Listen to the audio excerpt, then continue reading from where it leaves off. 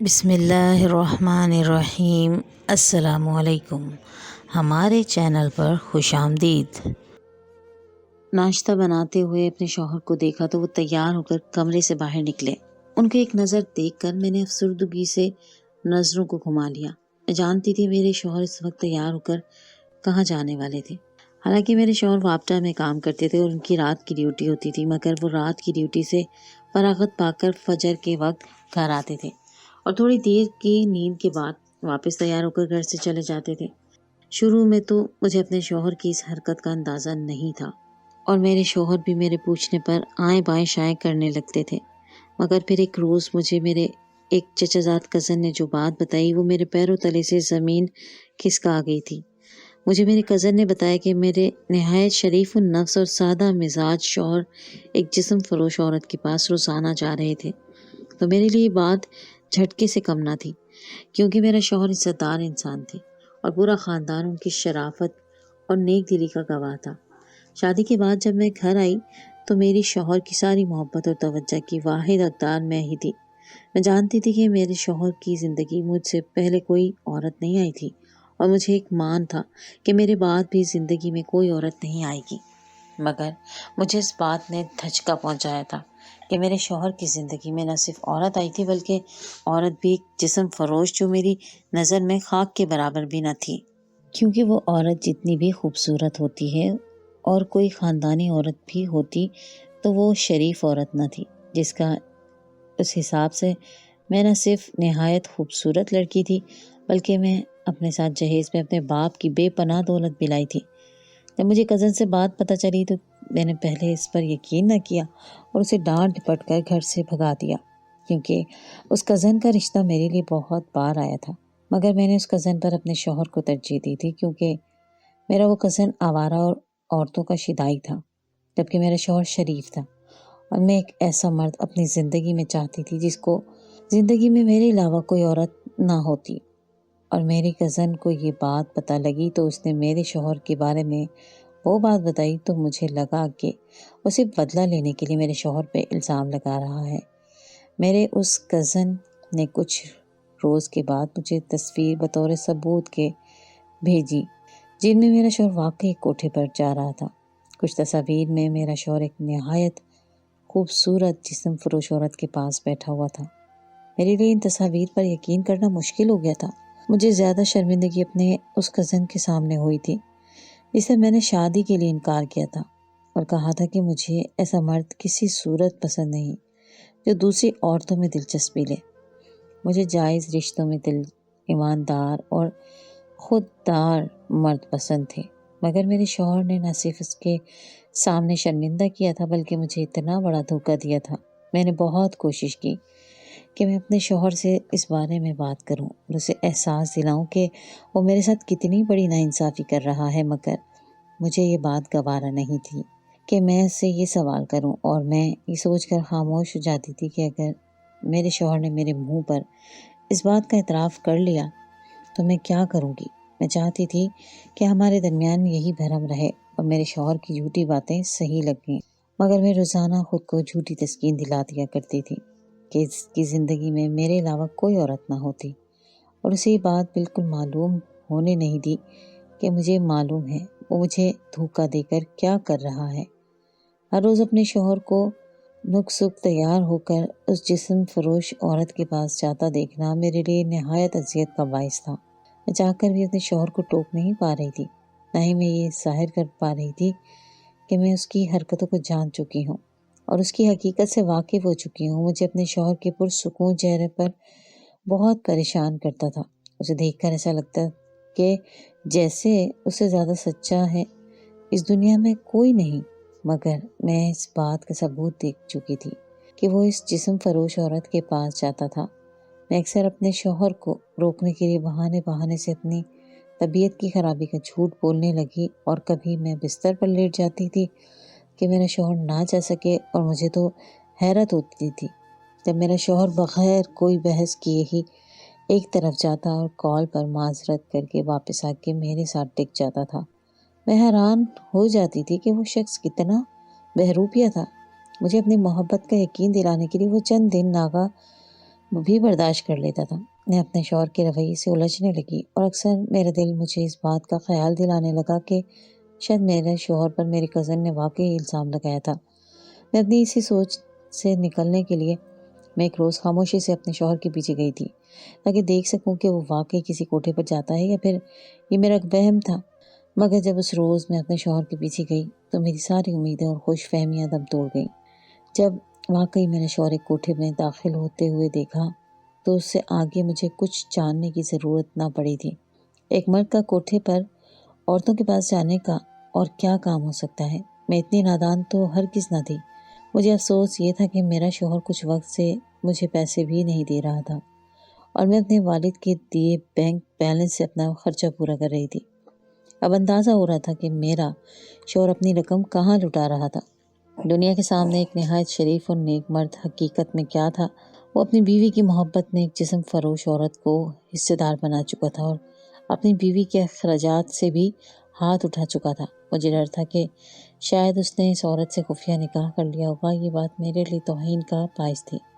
میرا دل چاہا میں گھر چھوڑ کر چلی جاؤں۔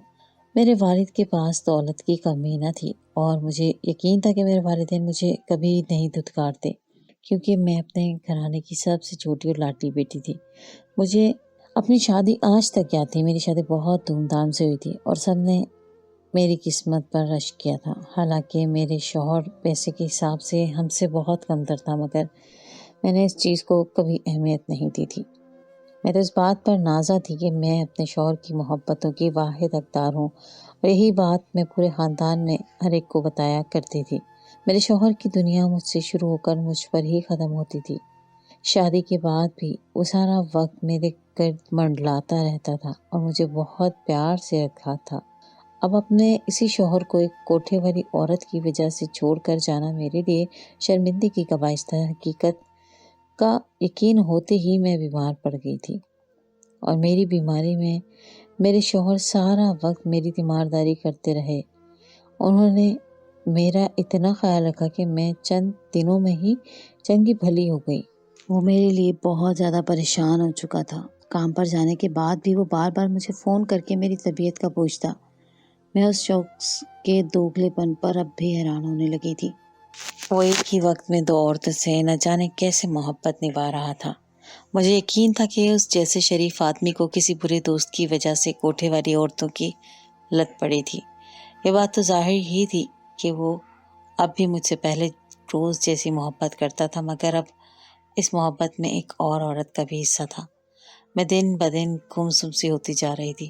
میں نے خود کو گھر کے کاموں میں مصروف کر لیا۔ میرے شوہر نے میری خاموشی محسوس کی تو وہ مجھے بولنے پر اکسانے لگا اور پہلے سے زیادہ توجہ دینے لگا۔ وہ مجھ سے بار بار میری پریشانی کی وجہ پوچھتا تھا اور میں اس کا چہرہ دیکھ کر رہ جاتی تھی کہ وہ شخص آج بھی میری پریشانی کے باوجود دن کے 2 گھنٹے اس کوٹھے پر جا کر ضرور گزارتا تھا۔ اسے بالکل خوف نہ تھا کہ کہیں میں اس کی حقیقت نہ جان لوں، اور میں اس خوف میں خاموش رہ جاتی تھی کہ کہیں میرے پوچھنے پر وہ اعتراف کر کے دیدہ دلیر نہ ہو جائے اور ایسا نہ ہو کہ وہ مجھے توجہ دینا چھوڑ دے۔ آج میرا شوہر جب کھانا کھا کر گھر سے گیا تو میں کتنی دیر سوچ میں مبتلا رہی کہ مجھے اس مسئلے کا حل ڈھونڈنا تھا۔ میں مزید اپنے شوہر کی بٹی ہوئی توجہ برداشت نہیں کر پا رہی تھی۔ مجھے ایک دم یہ احساس ہوا تھا کہ میرے پاس پیسہ اور اختیار تھا۔ پہلے بھی میں جب جو چاہتی تھی خرید لیتی تھی، پھر مجھے آج بھی اپنے شوہر کو اپنی طرف واپس لانے کے لیے اپنے پیسے کا استعمال کرنا تھا۔ اچانک سے میرے دماغ میں خیال آیا اور میں ایک سوچ کے آتے ہی ایک دم مطمئن ہو گئی۔ اتنے عرصے کی پریشانی کے بعد پہلی بار مجھے ایک حل ملا تھا جس سے میں اپنے شوہر کو ہمیشہ کے لیے اپنی مٹھی میں کر لیتی۔ سوچ کر میں نے اسی چچا زاد کزن سے رابطہ کیا اور اسے شرمندگی سے معذرت کرتے ہوئے میں نے اس سے مدد مانگی تو وہ میری ہر مدد کرنے کے لیے تیار ہو گیا۔ میں نے اسے اپنے شوہر کی پسندیدہ لڑکی کی تصاویر بھیجنے کا کہا۔ میرے کزن نے مجھے اطمینان دلایا اور چند دنوں میں ہی اس لڑکی کی تصاویر اور اس کا نام وغیرہ مجھے بھیج دیا۔ مگر میرے کزن نے مجھے سارے انفارمیشن بھیجی تو میں یہ دیکھ کر حیران رہ گئی تھی کہ وہ کوئی جوان لڑکی نہیں بلکہ ایک عورت جو عمر میں شاید میرے شوہر سے بھی بڑی ہوگی، مگر وہ انتہا کی خوبصورت اور پرکشش تھی۔ اسے دیکھ کر میں صدمے میں گھری رہ گئی کہ میرے شوہر مجھ جیسی جوان لڑکی کو چھوڑ کر اس عورت کے چکر میں پڑ چکا تھا۔ مجھے اس بات سے توہین محسوس ہوئی تھی مگر میں اپنے شوہر سے کوئی بات نہیں کر سکتی تھی۔ مجھے اس عورت کو نہایت خاموشی سے اپنے اوپر اپنے شوہر کے درمیان سے نکالنا تھا۔ اس عورت کا نام پائل تھا۔ ایک روز میرے شوہر شام کے وقت اپنی ڈیوٹی پر گئے تو میں تیار ہو کر اسی کوٹھے پر روانہ ہو گئی۔ میں نے اس عورت کو کوٹھے پر جا کر کوٹھی چلانے والی عورت سے ملنے کی خواہش کی تو مجھے دیکھ کر کوٹھے کے لوگ حیران رہ گئے۔ میرا اسٹائل اور مہنگی گاڑی دیکھ کر انہوں نے مجھے کوٹھے کی مالکن کے پاس پہنچا دیا۔ وہ بائی عمر کی بڑی عورت تھی مگر چاق و چوبند اور نہایت چالاک آنکھوں میں والی تھی۔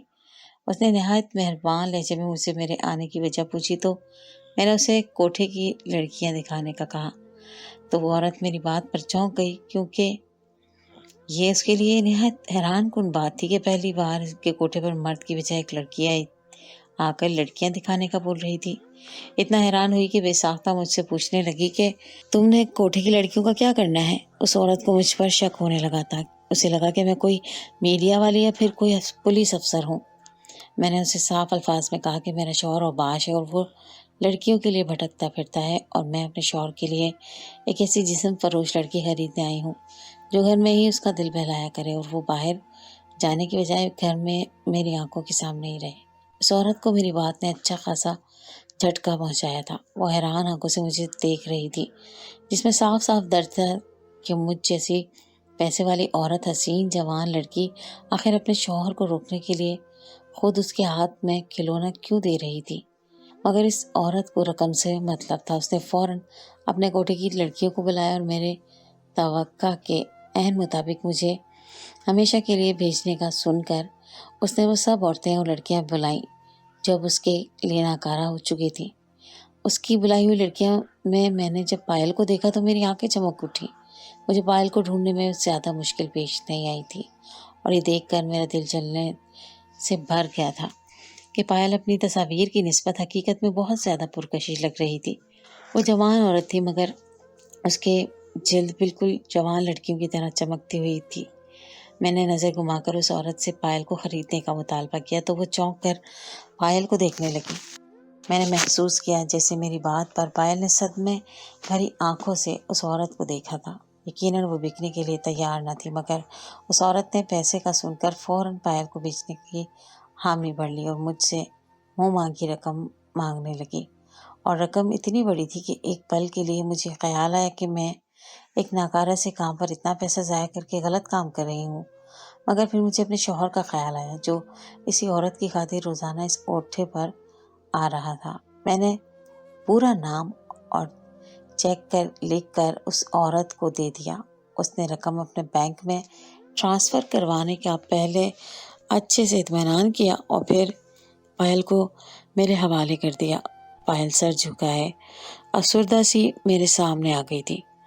اسے دیکھ کے میرے ذہن میں ایک مظلوم عورت کا خیال ابھر رہا تھا۔ میں پائل کو اپنے ساتھ گھر لائی اور اسے گہری نظر سے دیکھنے لگی۔ وہ اب بھی میرے سامنے سر جھکائے ہاتھ باندھ کر کسی مجرم کی طرح کھڑی ہوئی تھی، گویا انتظار کر رہی ہو کہ میں اس کے ساتھ کیا کرنے والی تھی۔ کچھ دیر بعد میں نے اس سے کہا کہ شاید تم یہاں کسی مرد کی توقع کر کے آئی ہوگی، مگر میں تمہیں کسی مرد کے لیے نہیں لائی۔ میرے طنزیہ لہجے اور تمسخر بھری آنکھوں پر پائل کا چہرہ سرخ ہوا تھا۔ میں سمجھ نہیں پائی اسے میری بات پر غصہ آیا تھا یا پھر اس نے شرمندگی محسوس کی تھی، مگر اس نے مجھے کوئی جواب نہیں دیا اور خاموشی سے سر جھکا کر کھڑی رہی۔ ایک پل کے لیے میرا دل چاہا کہ میں اس عورت کی حسین صورت بگاڑ دوں جو میرے شوہر کو مجھ سے چھین چکی تھی۔ میں نے پائل سے کہا کہ آج سے تم میرے گھر میں ملازمہ کے طور پر کام کرو گی، مگر تمہیں اپنا چہرہ اچھے سے گھونگھٹ میں چھپا کر رکھنا ہوگا اور میرے شوہر کے سامنے آنے کی غلطی کبھی مت کرنا، صرف گھر کا کام کرنا ہے۔ میری بات پر پائل نے سر اٹھا کر حیران نظروں سے مجھے دیکھا اور اگلے پل اس کی حرکت نے مجھے پوری طرح چونکا دیا تھا، کیونکہ میرے الفاظ پر حیرت کے بعد مسکرائی اور بولی کہ اوکے، مجھے منظور ہے۔ پھر کچھ توقف کے بعد بولی کہ آپ مجھے کام سمجھا دیں، میں امید کرتی ہوں کہ آپ کو میرے کام سے کبھی کوئی شکایت نہ ہوگی، اور آپ فکر مت کریں، آپ کے شوہر کے گھر آتے ہی میں ایک طرف ہو جایا کروں گی۔ اس کے جواب نے مجھے حیران کر دیا تھا۔ کیا سوچ کر ایسا بول رہی تھی؟ پھر مجھے خیال آیا کہ شاید وہ خود کو میرے شوہر کی امانت سمجھ کر چھپا رہی ہے۔ یہ خیالات ही मेरा दिमाग पूरी तरह घुमा गया था। मैंने घर का सारा काम उसे समझाया और उसे कहा कि मेरी नज़र से सामने से हट जाओ, तो वो मेरे रवैये पर उलझी हुई सी वहाँ से चली गई। मैं सर पकड़ कर बैठ गई। मैं समझ नहीं पा रही थी कि मैंने ठीक किया था या गलत, क्योंकि जज्बातीपन में मैं अपने शौहर की पसंदीदा औरत खुद अपने घर ले आई थी। पायल ने खुद को घर के कामों में मसरूफ़ कर लिया था। उस रोज़ के बाद मुझे उसने किसी काम में शिकायत नहीं दी थी। वो मेरे शौहर के सामने कभी नहीं आती थी और चेहरे पर घूंघट रखती थी। मैंने उस पर नज़र रखी हुई थी, मगर उसने कोई भी ऐसी वैसी हरकत न की कि जिससे मुझे खौफ महसूस होता। अलबत्ता मैं अपने शौहर का रवैया महसूस कर रही थी। वो उन दिनों बहुत परेशान और उदास सा रहने लगा था। मैं अपने शौहर की उदासी की वजह जानती थी और मुझे यही बात तकलीफ़ पहुंचाती थी कि दूसरी औरत के लिए मेरे शौहर बिल्कुल गुमसुम से हो गए थे। मैंने अपने शौहर से पूछने की बहुत कोशिश की, मगर वो मुझे टाल देता था। मैं इत्मीनान से रहने लगी। मुझे यकीन था कि एक रोज़ मेरे शौहर पायल को भूल जाएंगे, मगर कुछ दिन के सुकून के बाद मेरे शौहर तब उड़े जब मैं एक रोज़ में सर दर्द की वजह से अपने कमरे में सो रही थी। पायल ने मुझे सुबह नाश्ता बनाकर दे दिया था। दोपहर भी मैं सुकून से सोई पड़ी रही थी। जब से पायल को मैंने घर पर काम पे रखा था, मुझे किसी मसले के लिए परेशान नहीं होना पड़ता था। वो एक बहुत ईमानदार औरत थी और उसकी ये बातें मुझे अक्सर हैरान कर दिया करती थी कि एक जिस्म फरोश इतनी ईमानदार कैसे हो सकती थी। मैं पूरा दिन कमरे में पड़े रहने के बाद जैसे ही थकन का शिकार होकर कमरे से अचानक निकली तो सामने देखकर ठिठक कर रह गई। मेरे शौहर किचन से निकलकर घर से बाहर जा रहे थे। मैं तेजी से किचन में गई तो वहाँ पायल सर झुकाए खड़ी हुई थी। मैंने उसे पुकारा तो वो चौंक कर सद मुझे देखने लगी। उसकी आंखें भीगी हुई थी और मेरे दिल में अजीब से वसवसे पैदा होने लगे। मैंने कुछ सख्त से लहजे में उससे पूछा कि मेरे शौहर यहाँ पर क्या कर रहे थे, तो वो बोली कि उनको चाय ही चाहिए थी, इसीलिए वो किचन में चले आए। मुझे इस औरत के झूठ बोलने पर शदीद गुस्सा आया था। मैं इतने रोज़ से इसी गुमान में थी कि मैंने अपने शौहर से इस औरत को दूर कर दिया है और मेरे शौहर जान ही नहीं पाए कि वो औरत कहाँ गई। मुझे गलतफहमी हुई थी कि पायल मेरे कहने पर छुप कर रह रही है, मगर यहाँ तो मेरी पीठ पीछे वो दोनों एक दूसरे से मिल रहे थे। मेरा दिल गम से भरने लगा। मैं बुरी तरह से परेशान होने लगा। मुझे लगा कि सब कुछ मेरे हाथ से निकल गया। मैंने खुद अपने हाथों से उस औरत को खरीद कर अपने शौहर के हवाले कर दिया था। मैं उन दिनों बहुत ज़्यादा परेशान थी और मेरे शौहर ये देखकर भी अनजान बने हुए थे। एक रोज़ अचानक मेरे वालिद की मुझे कॉल आई और मुझे से बोले कि तुम्हारी माँ की तबीयत आजकल बहुत ख़राब रहती है, तुम रोज़ाना थोड़ी देर के लिए हमारे घर आ जाया करो ताकि हमारा दिल बहल जाए। मैं ये बात सुनकर परेशान हो गई। मैं जानती थी कि मेरी माँ मेरे बहुत करीब थी। मैंने फ़ौरन तैयारी की और अपने बाप के घर चली गई। मुझे कुछ देर के लिए ये बात भी भूल गई कि पीछे घर में औरत अकेली थी और मेरे शौहर के आने का वक्त भी हो चुका था। मुझे सिर्फ अपनी वालिदा की फ़िक्र थी। वहाँ जाकर जब मैंने अपनी माँ को देखा तो हैरान हुई, क्योंकि मेरी माँ बिल्कुल ठीक ठाक बैठी हुई थी। मैंने हैरत का इजहार किया तो मेरी माँ बोली कि तुमसे मिलने का दिल चाहता है और तुम्हें देखकर ही मैं खुश हो गई हूँ। तुम यहाँ चली आया करो, अगर तुम आती रहोगी तो मैं बीमार भी नहीं होंगी। मुझे ये बात बहुत अजीब सी लगी थी। मुझे ऐसा लगने लगा जैसे मेरे वालिदैन मुझसे कुछ छुपा रहे थे। मैं जितनी देर अपने वालिदैन के घर रहती थी, वो दोनों मुझे पूरी तवज्जो देते और मेरा दिल बहलाने की कोशिश भी करते। ये बात मुझे अंदर अंदर खटका रही थी, मगर मैं खामोश रही। रोज़ाना मेरे वालिदैन मुझे फ़ोन करके अपने पास थोड़ी देर के लिए बुला लेते थे। मैं अपने माँ बाप की खुशी के लिए उन्हें मना नहीं कर पाई, मगर जब ऐसा ही रोज़ाना चलने लगा तो मुझे परेशानी होने लगी कि मैं रोज़ाना ही पायल को घर में अकेला छोड़कर आ जाती थी। मुझे रोना आने लगा था कि मैं खुद ही अपने शौहर को तन्हाई फराहम कर रही थी। मैं अपने माँ बाप के साथ बैठी हुई बात कर रही थी जब अचानक मेरी माँ ने बातों बातों में जिक्र छेड़ा और मुझसे बोली कि क्या तुम जानती हो कि हमारी शादी के 6 साल बाद हमारी औलाद हुई थी। इन 6 सालों में हमने लोगों के बहुत ताने सुने और मैं बहुत डिप्रेशन का शिकार रही, मगर मैंने उम्मीद नहीं छोड़ी थी। मैंने खामोशी से सारी बात सुनी, मगर मेरे माँ बाप की बात ने मुझे चौंका दिया। वो बोले कि इसीलिए तो तुम भी परेशान मत हुआ करो। अभी तुम्हारी शादी को भी मुश्किल से दूसरा साल हुआ है। जल्द तुम्हारी गोद भी हरी हो जाएगी। इन बातों की सोच सोच कर तो अपनी सेहत ख़राब मत किया करो। मैं अपने बाप की बात पर हैरान हो गई, क्योंकि सच तो ये था कि मैंने कभी इस बात की परेशानी ही नहीं ली, क्योंकि वाकई मेरी शादी को अभी इतना अरसा नहीं हुआ था। मैंने हंसते हुए अपने बाप से कहा कि परेशान मत हो, मैं औलाद ना होने की वजह से कभी परेशान नहीं हुई। मुझे यकीन है कि हमारी औलाद हो जाएगी। अभी हमारी शादी को वक्त ही कितना हुआ है। मेरी माँ मुझे हंसता हुआ देखकर अपने साथ लगा गई और बोली कि तुम हमारे सामने ऐसा जाहिर कर रही हो, मगर तुम्हारा शौहर तो तुम्हारी परेशानी से बहुत परेशान रहने लगा है और उसे लगता है कि तुम औलाद ना होने की वजह से परेशान हो गई हो। अगर तुम्हें वाकई कोई परेशानी नहीं है तो तुम्हें अपने शौहर को भी परेशान नहीं करना चाहिए। मेरी माँ की ये बात मुझे बुरी तरह ठटका गई थी। मैंने उन्हें हैरत से देखते हुए कहा कि मैंने अपने शौहर को कभी इस बात के हवाले से परेशान नहीं किया, लेकिन हमारे दरमियान तो औलाद कभी कभी जिक्र भी नहीं होता है। मेरी बात सुनकर मेरे माँ बाप उलझ कर मुझे देखने लगे और तब मेरे वालिदैन ने मुझे जो बात बताई वो मुझे खुश करने के बजाय पूरी तरह परेशान कर गई थी, क्योंकि मेरे वालिदैन मुझे बता रहे थे कि मेरी परेशानी को लेकर मेरे शौहर एक रोज़ मेरे वालिदैन को मिलने आए थे और उनसे बोले कि मेरी बीवी शायद औलाद ना होने की वजह से हर वक्त परेशान रहने लगी है और सारा दिन घर में गुमसुम सी रहती है। उसने मेरे वालिदैन से दरख्वास्त की थी कि रोज़ाना दिन का कोई एक हिस्सा वो दोनों मुझे दें, ताकि मैं खुश रहा करूं और औलाद ना होने का गम ना पालूं। मेरे वालिदैन हंसते हुए खुद पर फख्र से मुझे बता रहे थे कि मेरा शौहर कितनी मेरी परवाह करता था कि ज़रा सी परेशानी पर उसने मुझे खुश करने के लिए मेरे वालिदैन को अपने साथ मिलाया था और रोज़ाना मेरे वालिदैन मुझे बुलाकर तवज्जो देते थे, जबकि मैं अंदर ही अंदर इस सोच में गुम हो गई थी कि मेरे शौहर ने पायल के साथ वक्त गुजारने के लिए ये कैसी चाल चली है। मैं समझ ही नहीं पाई थी कि मेरे शौहर ने इतने नामहसूस अंदाज में मुझे रोज़ाना घर से बाहर भेजना शुरू कर दिया था और खुद पीछे पायल के साथ अकेला होता था।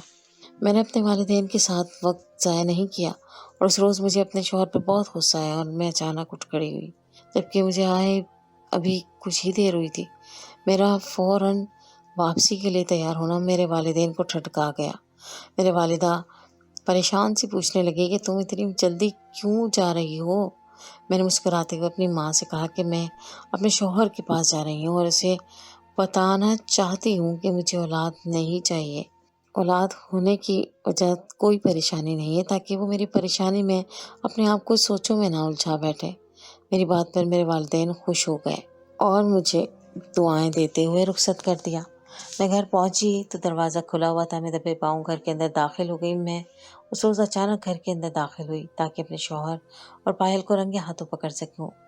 इस बारे में सोच चुकी थी कि मैं अपने शौहर से तलाक लेकर हमेशा के लिए ऐसे मर्द से जान छुड़ा लूंगी जो बज़ाहिर नेक बना फिरता था, मगर अंदर ही अंदर उसका ताल्लुक एक जिस्म फरोश से था।